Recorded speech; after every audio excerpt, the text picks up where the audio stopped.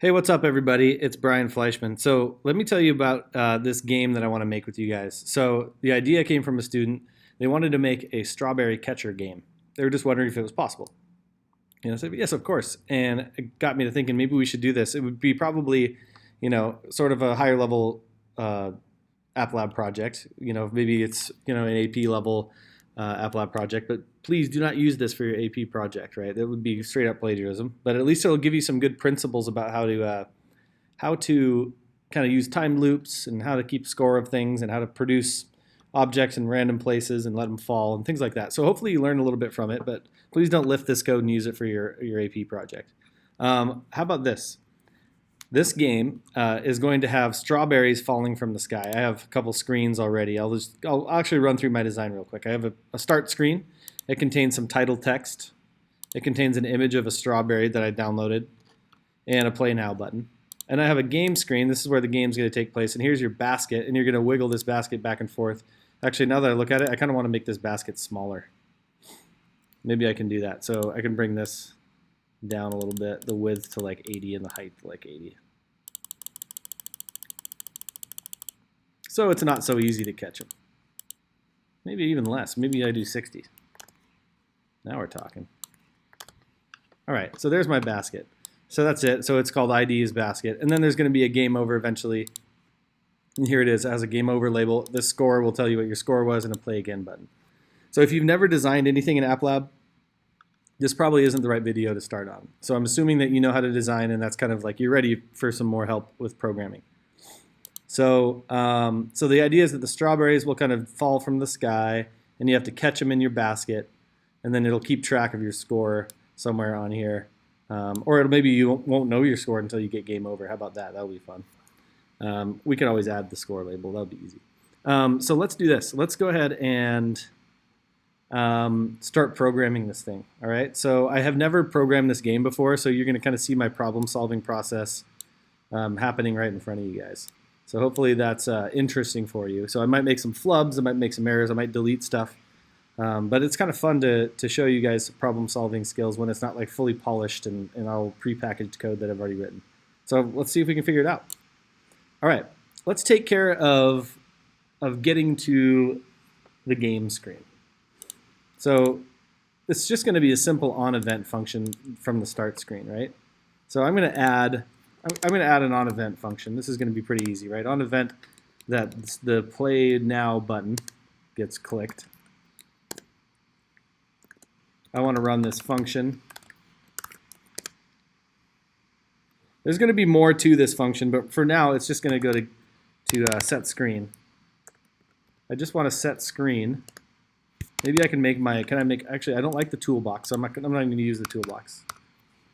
Sorry, code.org. I like the toolbox. It's just kind of takes up space.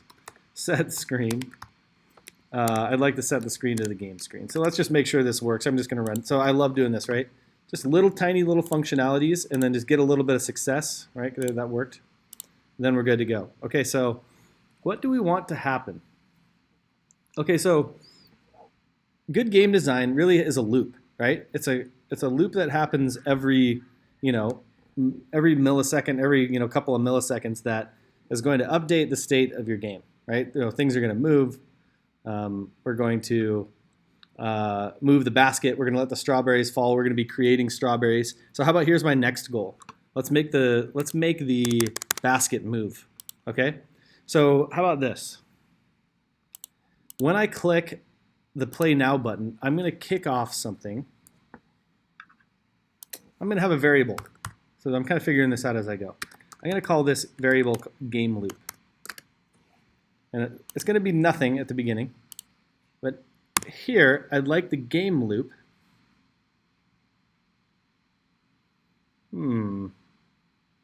Let's give this a try. I might end up changing this later. But I want this to be a timed loop. And the timed loop works like this. You give it how often you'd like the timed loop to execute. And then the callback function is a lot like the onEvent function. You just get to define what you get to do in there. Okay, so the game loop is going to be a timed loop that runs 60 times a second, like any regular old game, I guess. So I'm going to take a 1 second and divide by 60, and that's the correct number of milliseconds. I don't really care what that number is, but it's 1,000 divided by 60, whatever it is. This will run 60 times per second. So what do I want to happen in here? Let's just try to get the basket to move. Okay, so I'm not going to worry too much about everything else yet. Now this is going to get filled out pretty good later. Right, the game loop is going to be responsible for a lot of things, but let's just make it responsible for the basket now. Okay, so movement. Okay, so I made a couple videos on movement and how to make it work, but it's going to require some on-event functions. Let's make this work for, it might be fun to make this work for a phone. So we've done like the WASD keys to move stuff. We've done the arrow keys, but have we ever done like the touch screen, right? Let's do the touch screen version of it. Okay, how about this? I'm going to make a little function here called check movement. Okay? Let's see. How about this? No, let's just call it basket move. Okay, so we can kind of see that the game loop is going to be consistent of basket move. All right, so let's see. So here's my idea for basket move. Can you tell I haven't programmed this yet? I'm kind of fumbling through it. Hopefully you guys can get something out of this. If I touch my thumb, if I'm playing on my phone, to the right of the basket, then I want the basket to move right. So if I like hold it down, then I want it to move right. If I touch on the left side of my basket, I want it to move left. Okay, so maybe I will kind of check. So here's what I'm going to do. On event, on the event that my screen gets clicked, the game screen gets mouse downed. How about that? It's going to be mouse down. Right? So if it's mouse downed, I would like to check. Okay, so it's going to be, I have to check the position of the click. So if I need to check the position of where the click happens, I need to pass the event in as a parameter. Right? So when I click this screen, it actually creates this event object that has all this information about like where it happened and all kinds of other things, right? So let's try this real quick. Let's do console.log. I want to show you this. I don't know if you've ever seen this before. Let's log the event. I want to show you what the event consists of, right? So I'm going to zoom out a little bit so I can see my console. So the game loop. So once I hit play now, let's see, basket move. Oops. Okay, actually I haven't done this yet. So I'm going to comment that out. Play now. So if I click on the screen, do you see it? All this information, right? It'll tell me what the X offset is and the Y offset. That's going to be key. I need to kind of check really the X offset and see where it is in relation to where the basket is, and to see if I clicked on the right side of my basket or the left side, right? Everything else in here, this is pretty insane, right? There's so much stuff like where it got clicked. But let's focus on this property, okay? So what I'm going to do is I'm going to change this event to event.offsetX. That's not how you spell offset, that's offset. Okay, let's see if this works now. So I'm going to play now, and then I click over here. So that clicked at 277, that clicked at 299. So do you see how we can get like where the mouse was clicked? Right? So what we're going to do is compare that number to where the basket is at the time. Right? So if I'm on the right side of the basket or the left side of the basket. All right, so let's go ahead and write that logic. So actually what I'm going to do is I'm going to store this as a variable. Right? I'm just going to give it a variable name called var click x. And a little bit easier to write than event.offsetx. The only reason I would make click x is because event.offsetx is just a little bit more annoying to write. You don't really need to do the click x if you don't like it. So what I need to do is so I'm going to stub this out. So so what's going to go on in here? If to the right of the basket, then I want to set the direction to right. Else, if to the left of the basket,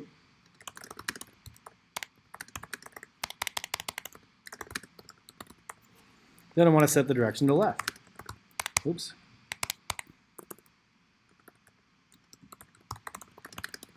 Okay, so this is the idea.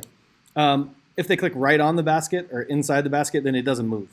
Okay, maybe we can make some kind of fun part of the game where it does something else, but I don't want to be able to click on the basket and have it move. How about that? So if the click X, now how do I need to get the basket's position. I need to get the basket's position. So let's actually grab that. Basket X. Basket left edge. How about this? Basket left edge. Right? So the left edge of the basket is going to be a get X position. It's going to be the get X position of the basket. Okay? It'll just, and then I need the basket's right edge. So the var basket right edge is going to be the get X position of the basket, the same thing, but I need to add on its width, right?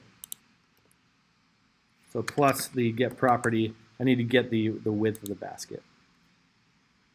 What is it? Can I say it? Can I say width? Oh, I need the ID first. So I'm talking about the basket, and I want its width.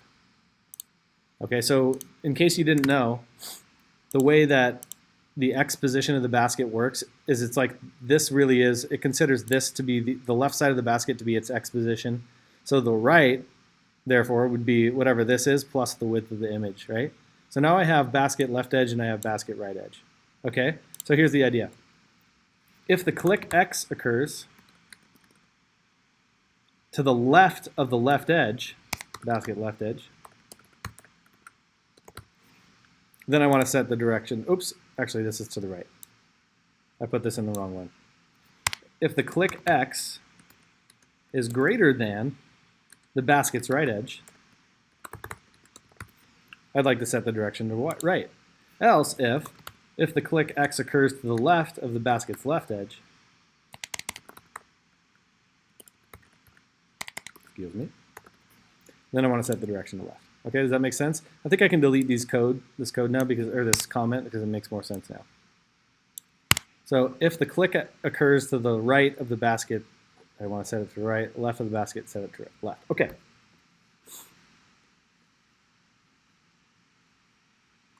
So let's define the basket's direction. So we should probably make a variable direction.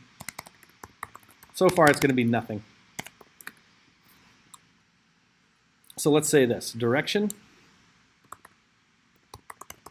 equals, or gets, I'm gonna call it the word right. So the direction to left, direction gets left. Okay? So I hope you can see that like kind of commenting out what you want to do before you do it can help. Okay? This maybe was a little oversimplified example of that, but it really does help if you kind of pseudocode or comment out what you want to do. It'll help you kind of figure out what code to write and where. Okay, so now what we can do is use this direction variable in this basket move function that we've imagined. Does that make sense? So let's actually design this basket move function. I'm going to go ahead and make it, I don't know, I'll make it right here. How about this? Function basket move. Okay. All right, so I guess it's going to be this. If the direction is right, then what I want to do is I just want to scoot the basket's position a little bit off to the right. All right, actually, how about right now let's get the basket's position. Well, that's okay. We'll just do it on the fly there. So how about this? Otherwise, the direction, else if the direction is left, then I want to move to the left. Otherwise, I'm not going to move at all. Like if the direction is nothing, like if you want to hold the basket still, you don't move. Okay, so how do you move the thing to the right? So what I'm going to do is I'm going to set position. Actually, you know what would really be a lot more readable if I get the current position. So what I'm going to do is I'm going to make a variable for basket position. And it's just, so I'm being a little bit redundant here. I might come back and make this a little more readable. So the basket's position. So what I want to do is set the position of the basket. Can I just set the X position? Is that possible? Set X position? No? Okay. How about this? Set position of the basket. Now it's going to ask for the X and Y. And then width and height are optional. So the X position, I want it to be whatever the basket's position was before. Just +1. How about that? +1. And then the Y doesn't change at all. Do I really need that? Is this optional? I'm going to look at the documentation real quick. What's optional? So I do need the Y. Oh, darn it. I'll just grab it right here because it's going to be annoying to write it. The basket Y is going to be get Y position of the basket. Okay? So now I can just say I want the basket Y to be what it was before. And then I don't need the width and the height. So do you see what we did? So I'm going to set the position of the basket to where it was before, but +1, which moves it to the right by 1. Right? And then otherwise, I want to set the position of the basket with -1, right? Okay, so right now there's nothing that's going to stop the basket. Once the direction gets set to right or left, there's nothing that's going to remove it, right? So what we should do is, you see how we use mouse down to detect and set the directions, right? We should actually have one more here if they click on the basket. So if you don't click to the right or to the left, you must have clicked right into the middle. Let's say the direction will be like none, for example, right? So, but I also need to do this direction none thing when someone lifts up their thumb off the screen. Does that make sense? So I need one more onEvent function for that. OnEvent function that on the screen, the game screen, has a mouse up. It's down here. So when the game screen gets a mouse up, all I want to do is have this function that sets the direction to none. That makes sense? Except for it's going to be a string, none. Okay? So now I could click to the right, and while I'm holding it down, it'll be set to the right or to the left. The thing is, the basket might cross over your thumb. That's not a concern of mine for now. So how about this? Let's check this out. Let's see if this even worked. So I'm constantly checking basket move. Now let's trace this before we run it and see if we can catch any bugs before they happen. Let's clean up some empty space. When the Play Now button is clicked, I go to the game screen. And then this thing runs 60 times a second. It tries to move the basket. At first, remember, the direction isn't anything. So if I don't click, it's not going to be right or left. It'll just sit there, right? But as soon as I touch the screen, it'll detect the game screen mouse down, right? And it's going to tell us, depending on where the click happened and where the basket is, if the direction should be set to right or left. And if you click right on the basket, the direction gets set to none, right? So then as that gets changed, this basket move, which is constantly called 60 times a second, will move the basket right or left. Okay, I think this is going to work. So let's see if we run this. Okay, let's see. Basket position. Okay, let's see if I can. So there's an error, so this is okay. It's not the end of the world. Line 15, we can't figure out what basket position is. Perhaps you meant the string basket position? No, I didn't mean that. Let's see, basket position. It looks like it's this. So let's see if we can debug this. What line was this? Line 15? Basket. Oh, it's because I said postion. See? Little spelling errors. Do you see that? So check spelling errors before you go. Okay, let's see if that worked. Play now. There we go. It's sliding left and right. Now maybe it's not like moving fast enough. So let's change this to like, I don't know. Let's change it to like 2. So I'm going to move left and right by 2 pixels now. There we go. That feels better. So do you see what I mean? The basket can cross over and you still move in that direction. So if you let go and push it again, you move the other way. So as long as it's kind of intuitive though. Now what happens if I click right on the basket? Or right on, interesting, okay. Interesting, what does it think? I thought that, interesting. I thought that the exposition would be, I thought that if I clicked in the middle of the basket, that it wouldn't move, but it did. I want to figure that out before this video ends. All right, so I run into these same kind of problems you do. So here's what I'm going to do. I'm going to log, I'm going to console.log what it thinks the left edge and the right edge are. How about this? I'm going to cool on the mouse down, basket left edge, basket right edge. I'm going to do right here. Watch this. This is a good debugging tool, console.log. I want to look at what the click X is. And I'll go ahead and label it. I'll say click X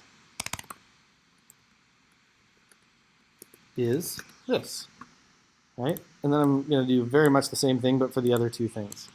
What does it think that the basket right edge is, left edge? Basket left edge. Basket left edge. Oops, let's just do this. Basket right is going to be the basket right edge. I just want to see what it thinks. Because clearly it's not what I think it is. Okay, what about that?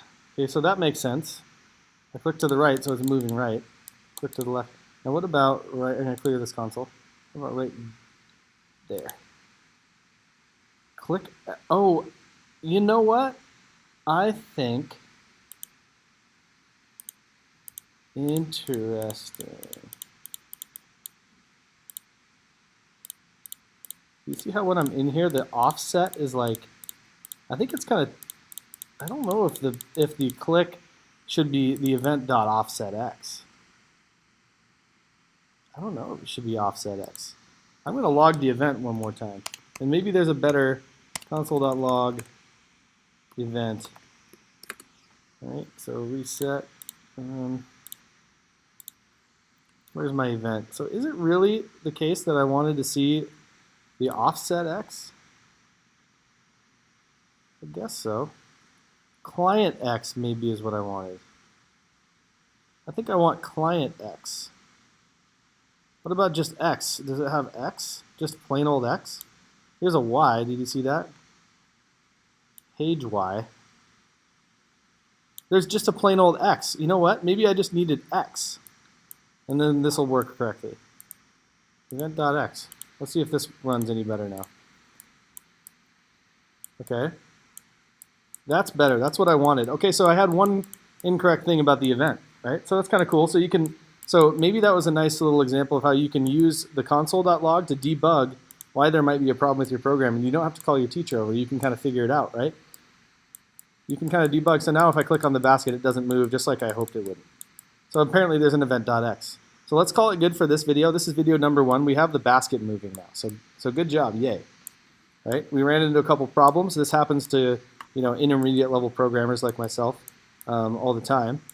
I'm by no means an absolute pro. So hopefully this will be a window into how you can debug some of your problems and not feel like you need help all the time. Console.log can be a powerful tool, right? So I'm going to delete that now that I don't want to muddle up my console.